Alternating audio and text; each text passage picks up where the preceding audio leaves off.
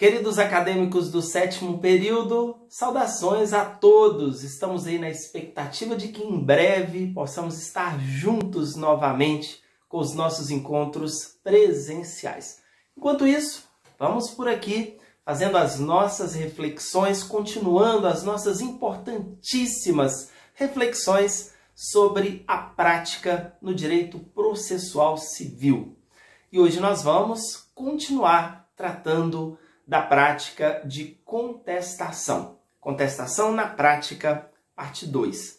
Na verdade, essa é a terceira videoaula sobre contestação. No primeiro momento, nós tratamos dos cuidados que deve ter o advogado quando atua na defesa do réu.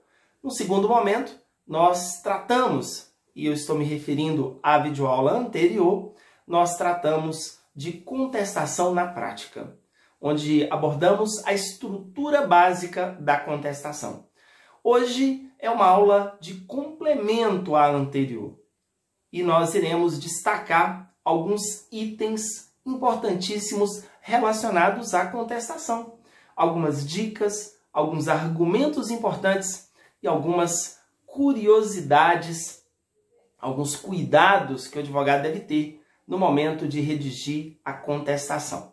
Eu vou destacar 20 itens nesse momento, que são importantíssimos, que o advogado não pode deixar de considerar quando ele vai apresentar uma contestação. Então vamos lá. O primeiro cuidado que nós precisamos ter no momento da contestação é não confessar os fatos no momento da contestação. Tenha muito cuidado com isso. Por quê? O autor narrou os fatos, o réu agora, ele precisa impugnar, manifestar sobre esses fatos alegados pelo autor. Mas às vezes o autor alega sem ter nenhum tipo de prova. E aí quando o réu ele vai se manifestar sobre essa questão fática, se ele confessar, ele está produzindo a prova talvez mais importante que o autor poderia ter. A confissão é considerada aí pela doutrina a rainha das provas. E não é à toa. Isso decorre do seu alto, elevadíssimo poder de convencimento daquele que aprecia essa confissão. Então, o réu, no momento de se manifestar, de se pronunciar sobre a inicial, ele não pode confessar, porque ele estará produzindo uma prova contra si mesmo. E o Código de Processo Civil é expresso nesse sentido. Ninguém é obrigado a produzir prova contra si mesmo. Se cabe ao autor o ônus de provar o fato constitutivo, não tire do autor o ônus de provar o fato constitutivo. Então, qual é o segredo? O segredo é impugnar sem confessar. Está aí a estratégia que o advogado vai usar. Você pode se manifestar impugnando, discordando de tudo aquilo que o autor disse na petição inicial. Você não pode simplesmente confessar. Não, tudo que o autor disse na inicial é verdadeiro. Às vezes, o que o autor disse condiz com a questão fática, mas você pode não concordar. Você pode impugnar, apresentando as suas razões, os seus argumentos. Então tenha esse cuidado de não produzir a prova que o autor precisa para o reconhecimento daquela questão fática. Esse é o primeiro detalhe que eu queria destacar. Segundo aspecto, não arguir prescrição ou decadência como preliminar de contestação. O artigo 337 ele faz referência às preliminares processuais. Então são questões de caráter formal. São questões voltadas para a constituição e o desenvolvimento da relação jurídica processual de maneira válida. Então são condições da ação, pressupostos processuais, não são questões materiais.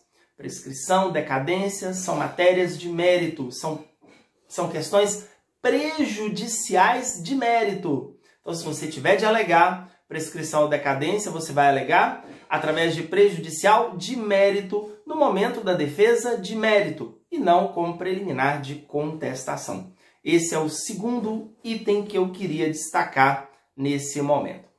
Terceiro item, sempre que possível, impugnar a gratuidade de justiça pleiteada ou deferida ou conferida ao autor. É uma das preliminares do artigo 337. Sempre verifique a viabilidade, a possibilidade de impugnar a gratuidade de justiça pleiteada pelo autor. Porque isso vai implicar não apenas numa consequência de exigência de pagamento de custas, mas também na imposição e obrigatoriedade de pagamento de honorários de sucumbência por parte daquele que perder.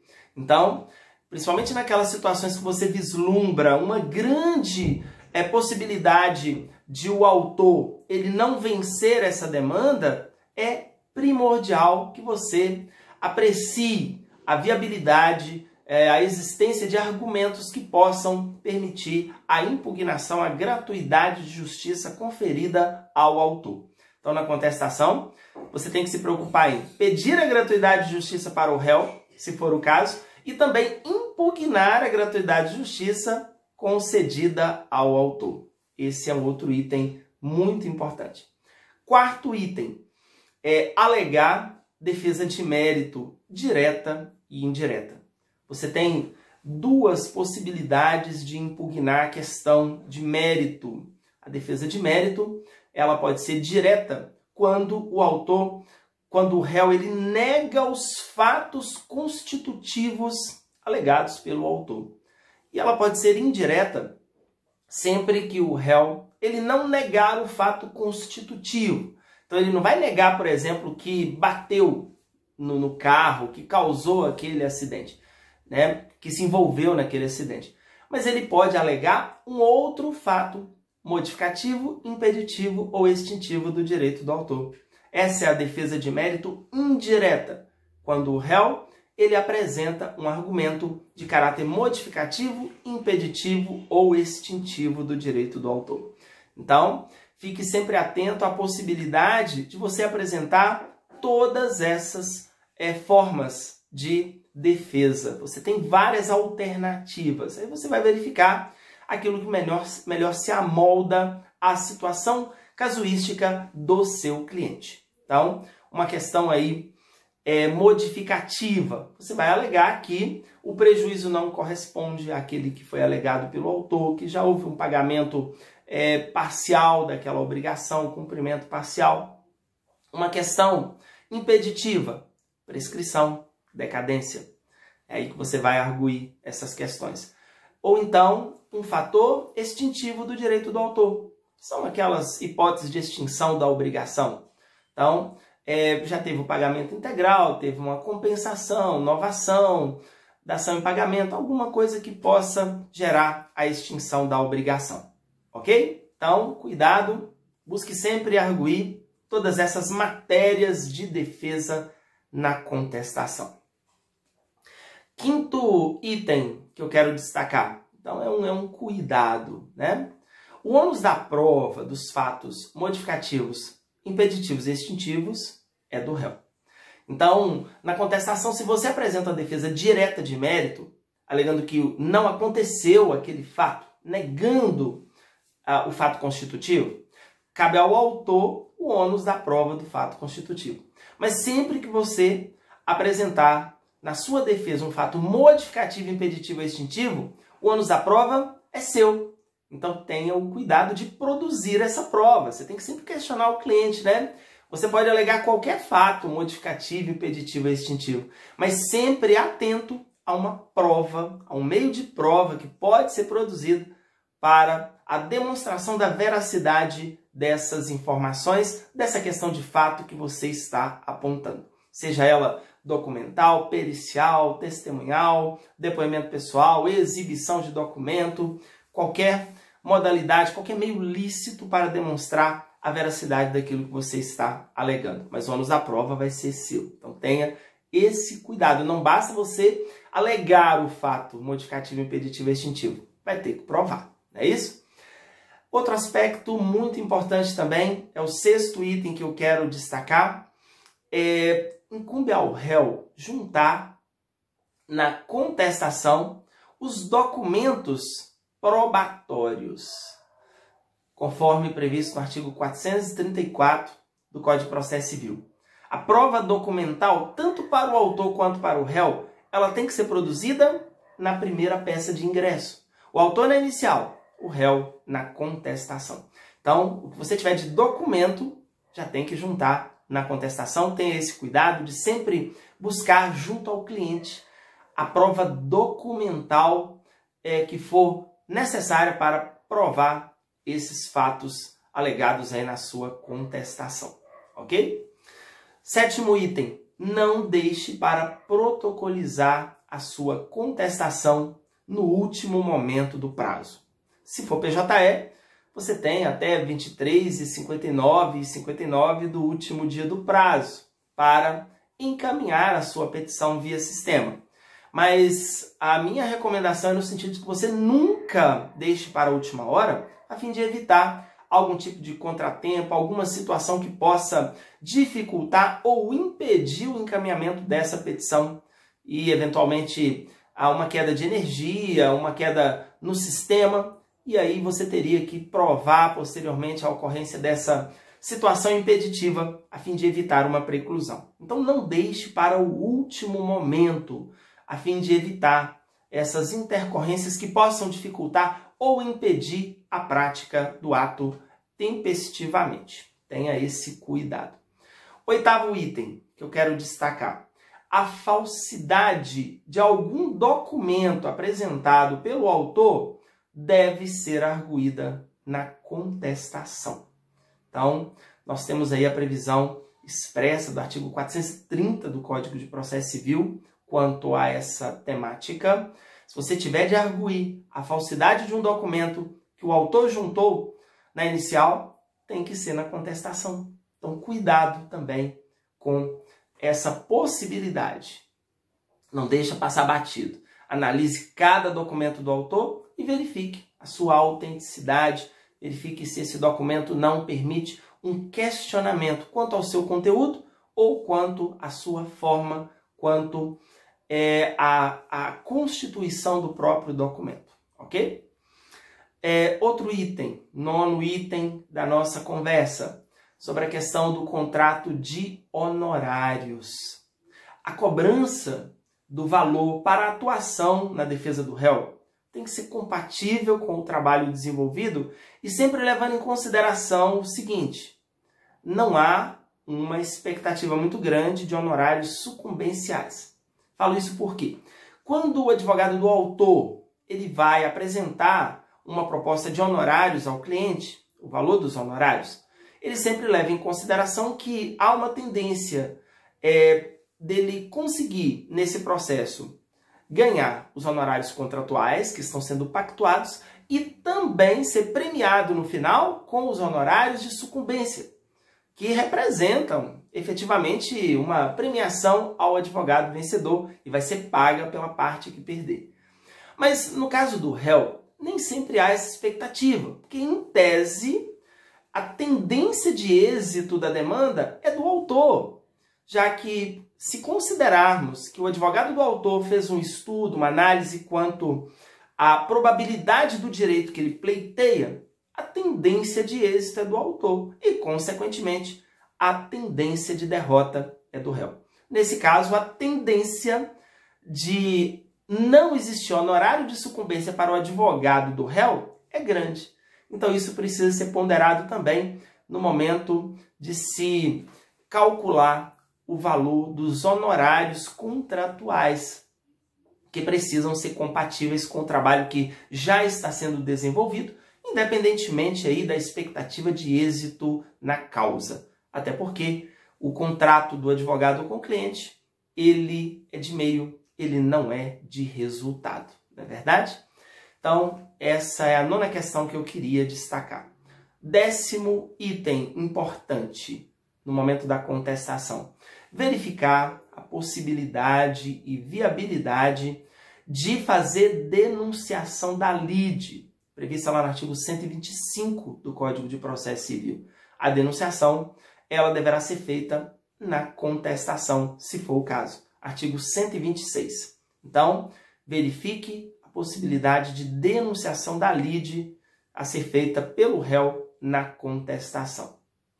11º item, cuidado, verificar a possibilidade e viabilidade de proceder a chamamento ao processo. Artigo 130, com base no 131, cabe ao réu na contestação proceder ao chamamento ao processo, uma forma aí de tentativa de ingresso de um terceiro, a fim de que seja também chamado à responsabilização, né, diante da causa. Então, cabe ao réu analisar também a possibilidade de chamamento ao processo na contestação. Se for o caso, aí coloca um tópico lá, quanto ao pedido de chamamento ao processo, e proceda a essa questão, ok? 12º item de destaque, verificar a possibilidade de arguir abusividade de cláusula de eleição de foro, sob pena, inclusive, de preclusão, artigo 63, parágrafo 4º do Código de Processo Civil. Então, às vezes, existe um contrato com cláusula de eleição de foro, porém, essa cláusula pode ser considerada abusiva. Foi um contrato de adesão, então você pode analisar a viabilidade de questionar. Se for questionar, tem que ser na contestação. É mais uma matéria de defesa que você pode arguir na sua contestação. Fique atento a essa possibilidade, ok? Mais um, 13º item que eu quero destacar. A reconvenção, se for o caso de apresentar a reconvenção pode ser feita pelo réu contra o autor e um terceiro, simultaneamente. Olha aí, uma novidade aí, inclusive do novo Código de Processo Civil, né? É uma possibilidade de ampliação subjetiva do polo da relação jurídica processual, né? Ampliação subjetiva da causa é uma forma de você garantir a intervenção de um terceiro quando isso é relevante para você. Então, o réu ele pode apresentar a reconvenção contra o autor e um terceiro. Está previsto no artigo 343, parágrafo 3º do Código de Processo Civil. Analise essa possibilidade. Pode ser que tenha aí um terceiro, que seja um fiador do autor, por exemplo, e você tenha condição de pleitear algo contra ele nessa demanda. Então, vale a pena analisar essa possibilidade. 14º item, em destaque, a reconvenção pode ser feita pelo réu em litisconsórcio com um terceiro contra o autor. Artigo 343, parágrafo 4º. Então, aí a situação já muda um pouquinho. O réu se une a um terceiro, que seja alguém que tem interesse também jurídico no resultado desse processo, né, um novo adquirente de um bem, ele pode se unir a esse terceiro para reconvir contra o autor. É uma outra possibilidade, você tem que analisar tudo isso no momento da sua contestação. 15º item que eu queria destacar. Em ação cominatória de obrigação de entrega de coisa, a existência de benfeitorias deve ser alegada na contestação, de forma discriminada e com a atribuição de valor dessas benfeitorias, sempre que possível. Artigo 538, parágrafo 1º. Então, tenha esse cuidado, se a ação for dessa modalidade combinatória de obrigação de entrega de coisa, a existência de benfeitorias já tem que ser alegada também na contestação. O 16º item também diz respeito à ação combinatória de obrigação de entrega de coisa, numa hipótese que tenha sido arguída a existência de benfeitorias. Nesse caso, o direito à retenção por benfeitorias deve ser exercido na contestação. Então, o 538, parágrafo 2º prevê sobre isso, do Código de Processo Civil. Então, se você arguir na contestação que existem benfeitorias, caso você tenha interesse em pleitear essa retenção por benfeitoria, você já tem que pedir na sua contestação. Esse direito já tem que ser exercido na própria contestação, ok? 538, parágrafo 2º, 16º item que eu queria destacar. 17º. Quando o réu alegar na contestação ilegitimidade passiva, ilegitimidade de parte no polo passivo, o réu deve indicar quem ele considera legítimo para figurar no polo passivo, sob pena, inclusive, dele responder por eventuais custas, indenizar o autor por eventual prejuízo causado em decorrência da ausência dessa não indicação. Olha, isso é muito importante. Artigo 339 do Código de Processo Civil. Então, se o réu alegar a ilegitimidade de parte no polo passivo na contestação, que pode ser uma preliminar processual, está aí no 337, ele já tem que indicar, olha, eu alego que eu não tenho nada com isso, eu devo ser excluído do polo passivo, mas eu entendo que é fulano de tal que deveria estar aí no polo passivo. Então, depois o autor vai ter a possibilidade também de fazer a substituição e tal, mas cabe ao réu já fazer essa indicação, ok? 18º item, caminhando aí para a reta final, né, das nossas observações sobre a contestação. Você deve observar os requisitos para a contestação em procedimentos especiais. É claro que você tem como base para a contestação o 336, 337 e 341. Mas, quando se tratar de procedimento especial, você precisa verificar se o procedimento especial ele não traz alguma exigência ou não permite alguma outra alegação. Isso é muito importante. Até porque, pelo princípio da especialidade, sempre que o processo estiver tramitando pelo procedimento especial, aplica-se o especial, apenas subsidiariamente o procedimento comum. Não é isso? Então tenha esse cuidado. Por exemplo, numa ação de consignação em pagamento, que é procedimento especial. Na contestação, você pode arguir as matérias do 337, mas você precisa estar atento também às questões do artigo 544. Tenha esse cuidado, não deixe de observar. Se for uma ação possessória, fique atento ao 337, mas não deixe também de verificar as questões do 556, que ele pode te dar uma luz, ele pode ampliar a possibilidade dos seus argumentos, ok? 19º item que eu queria destacar, não arrolar testemunhas na contestação.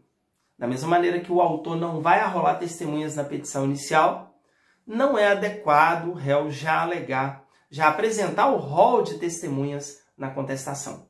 Eu disse na videoaula anterior que o réu, na contestação, ele já precisa especificar as provas que pretende produzir. Então já pode especificar, eu quero prova testemunhal, e elas serão arroladas no momento oportuno. Então ele terá o momento oportuno para arrolar essas testemunhas no momento posterior. Na fase saneadora do procedimento, ele terá essa possibilidade. Então, não arrolar na contestação. Até para evitar contratempos, evitar constrangimento da testemunha, evitar que aconteça alguma circunstância que venha depois justificar uma substituição.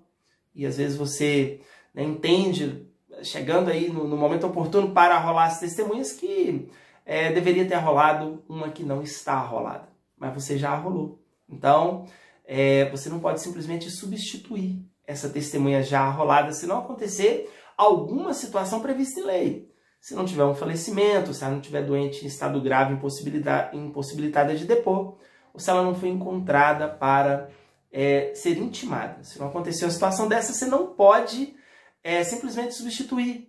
Então, tenha esse cuidado, não arrola na contestação, deixa para rolar no momento oportuno, no momento posterior adequado. Na fase saneadora você vai ter essa oportunidade e aí você já tem a certeza, a convicção de quais serão as testemunhas ideais naquele caso, ok?